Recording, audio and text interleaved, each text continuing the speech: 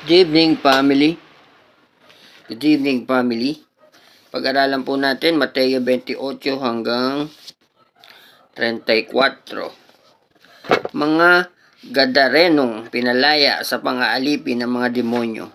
Nang dumating si Jesus sa kabilang ibayo sa lupain ng mga Gadareno, sinalubong siya ng dalawang lalaki, sinasapian ng demonyo. Sila ay nakatira sa libingan, napakababangis nila kaya't walang sino mang dumaraan doon. Biglang nagsisigaw ang dalawang lalaki, "Ano ang pakialam mo sa amin, anak ng Diyos? Naparito ka ba upang pahirapan kami kahit hindi pa panahon?" Sa di kalayuan ay may mga kawan ng mga baboy na nagsisikain. Nakiusap sa kanya ang mga demonyo, "Kung palayasin mo kami, papasukin mo kami sa mga baboy na iyon."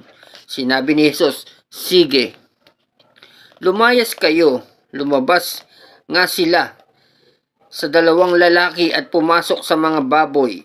Ang buong kawan ay biglang tumakbo papuntang bangil, nahulog sa lawa at nalunod. Nagtakbuhan papuntang bayan ang mga tagapag-alaga ng mga baboy. Pagdating doon, ipinamalita nila ang buong pangyayari, pati ang naganap sa mga lalaking sinapian ng demonyo. Kaya't lumabas ang buong bayan upang salubungin si Jesus. Pagkakita sa kanya, ipinakiusap nila, lisanin niya ang kanilang lupain." So dito, may sinasabi dito na ipupunto natin na may panahon talaga ng masama at panahon ng mabutis. Dito sinabi na,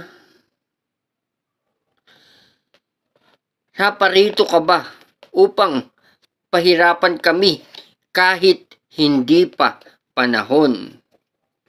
Ibig sabihin, hindi pa panahon ni Jesus o hindi pa panahon para sila'y pahirapang mga demonyo. So kung uunawain natin, babasahin natin yung buong aklat. Dito na pinapahintulutan, kahit nga sa sinasabi, may panahon na masama at panahon na mabuti. Saka na po natin pag-aaralan kung ano talaga yung topic na yan.